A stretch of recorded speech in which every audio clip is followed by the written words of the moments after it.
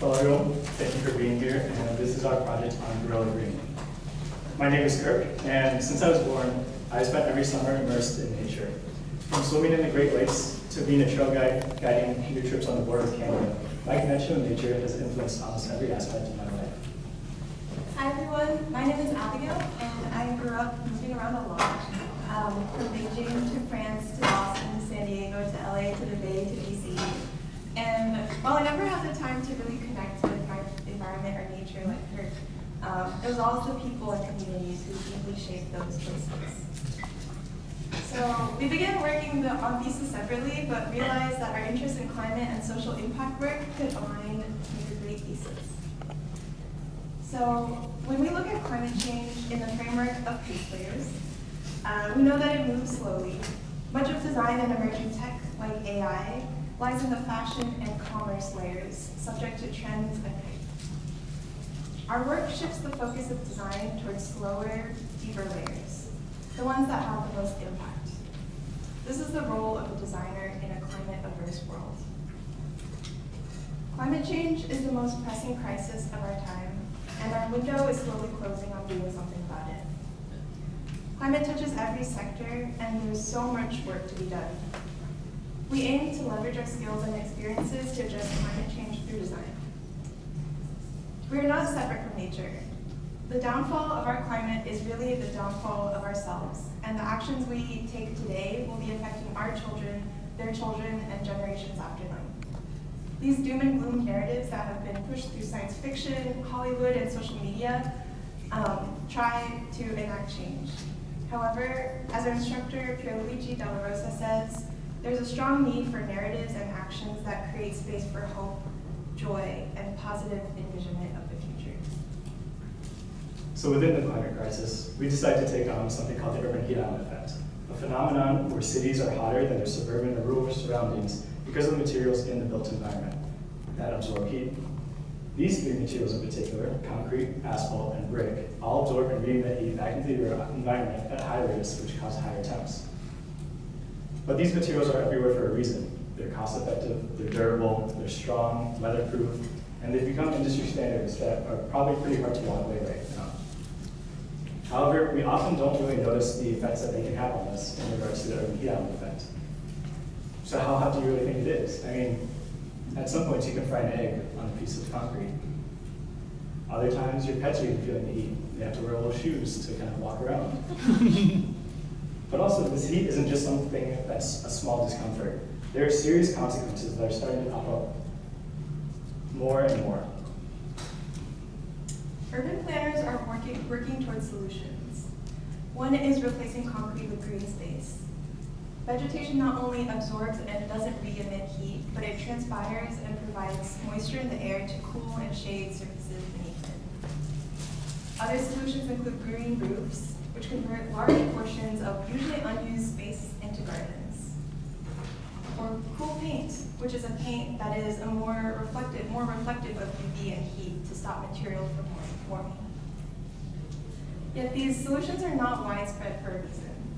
They're costly to install, hard to maintain, and require significant governmental interventions. However, once they are installed, the impact isn't all positive. Proximity to parks and healthier living can often lead to a significant problem of green gentrification, which happens when improvements in environmental conditions increase property values, which displaces longtime residents in low-income and historically marginalized neighborhoods. Let's take a look at the East Bay. This map is from a tool called Grades of Heat, which maps property value defined by the Homeowners Loan Corporation with surface temperatures in that area. The HOLC is infamously known for its role in institutionalizing redlining, which is a discriminatory practice where neighborhoods, often with large minority populations, were designated as high risk for loan purposes. This tool combines those two characteristics and shows a heat map of surface temps and historic redlining practices. When we look at an area like the Berkeley Hills, we see lower surface temperatures connected to higher grades from the HLC, meaning that that area was deemed more desirable to live. Compare that to an area like Fruitvale, which was labeled the highest risk for loans and has about a 20-degree increase in surface temperatures. As we can see, the urban heat island effect isn't affecting residents equally. And change must come to equitably green our cities so that we can repair environmental injustices and provide healthier living to all. In response to top-down inequitable urban planning processes, grassroots climate justice movements have emerged. Some climate activists engage in practice of seed bombing, or creating small balls of soil and native seeds to then throw out into their neighborhoods and replant new spaces. Some engage in illegal tree planting in a way to bypass the lengthy permitting processes required to plant trees. While others, such as guerrilla gardeners, cultivate plants in neglected public or private spaces to beautify them and grow food and reclaim unused land for their communities. These practices are inherently actions of protest. People are taking action into their own hands and circumventing policies and procedures set by the government to improve their neighborhoods. When we look at protests as a whole, the Harvard Business School of Business has a framework for the types of protest. It spans from legal to illegal, violent to nonviolent. It is hard to know the most effective method, however. You can look at protests from the Fridays for Future movement by Greta Thunberg, or the Montgomery bus boycotts, or even the killing of United Healthcare CEO Brian Thompson. To debate the efficacy of them all would take hours, if not days. We, however, want to situate ourselves in illegal, non-violent acts of protest in hopes of creating space for hopeful and positive future thinking, while still keeping space for venting frustrations about our current situation.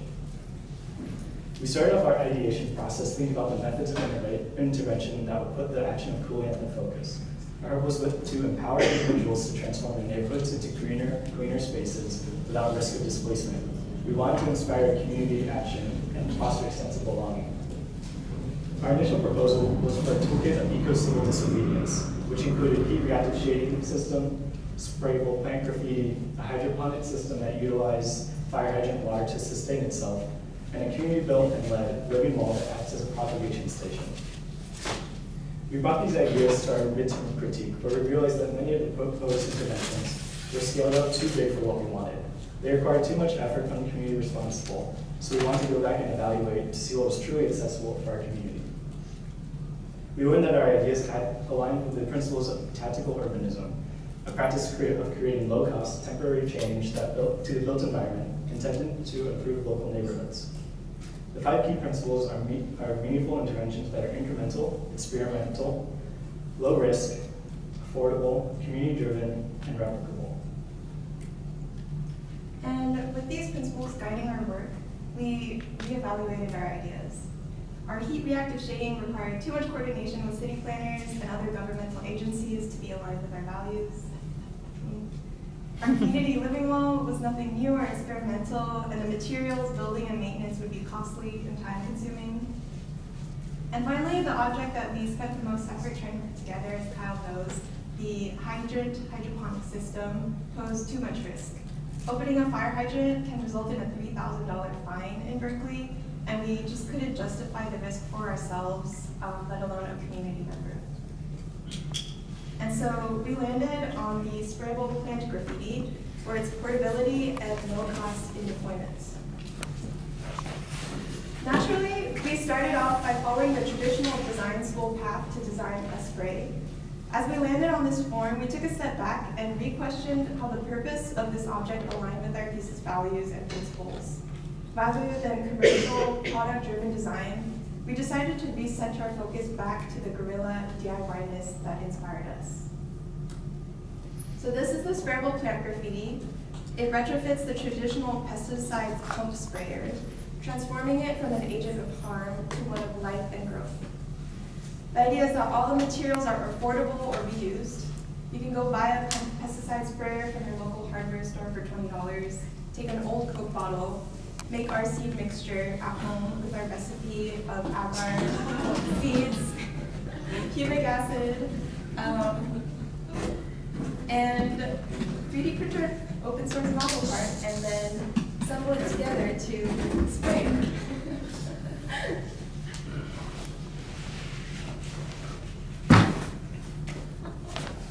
Our second intervention, which is a lower barrier to entry and easier method of delivery, is a green sticker. These are casted in silicone molds, left to congeal for a day, and then thrown onto surfaces as smaller tags. Green graffiti.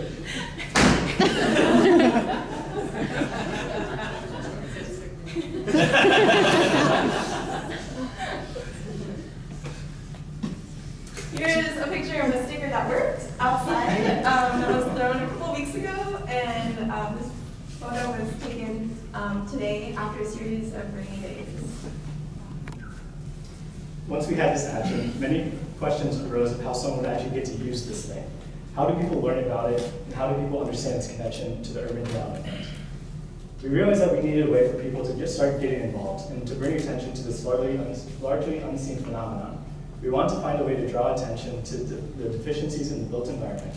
To do this, we took our idea of heat reactive shading from before and turned it into a much more clear and direct call to action through screen printed posters. We wanted to recognize Berkeley's rich history of political action.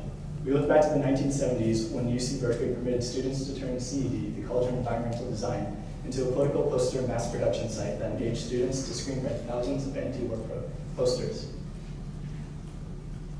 These posters not only served as a way to voice frustrations with how the government was acting, but also a way to build community through collective action.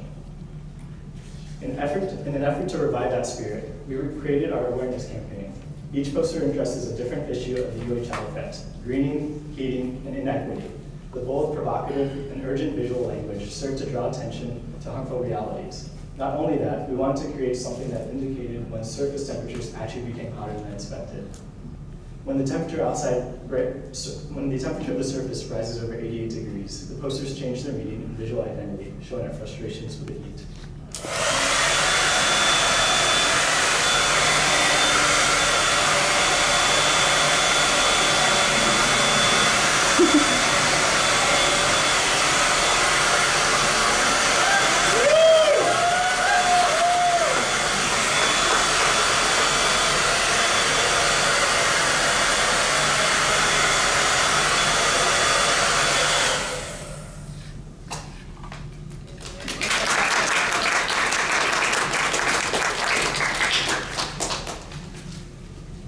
So the final piece was trying to understand how this lives on in the community. Once the posters are up and the plants are on the wall, how does this project extend beyond their physical locations? We expand this work by digitally documenting greening activities and plant health to support growth beyond the wall, emphasizing that spray, like any plant, requires care to live. We created a mapping tool to log instances of eco-civil disobedience. When you're out and about and want to go green a wall, you fill out this form. We provide a spot on the spray to integrate temperature sensor and log the surface temperature of the wall that you're going to green and include an image. And then that data gets uploaded to an online map where the community can see and find where this is deployed in the city. Each data point contains information about date and time, the surface temperature where it was sprayed, when it was last watered, and an image of the greening. Others can see this and choose to contribute to this local movement. We hope that this model, awareness, action, and expansion, serves not as an end, but as a starting point for people to nurture nature in their neighborhoods and drive that change that they envision. Our biggest shortcoming in this thesis that we both wanted deeply to address was lack of community involvement. We acknowledge that this work was designer-led rather than community-led. The shortened timeline made it difficult to build relationships, trust, and partnerships with communities and organizations that are most affected by urban heating. So instead, we turned to communities we could access in the click of a button. We asked the Guerrilla Gardening, Tactical Urbanism, and Gardening subreddits whether they would use this. Most comments were very positive and thoughtful. Others less so.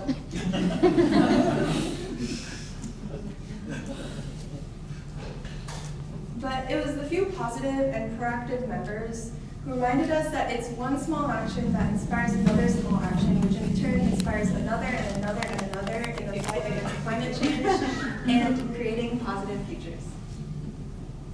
Thank you so much.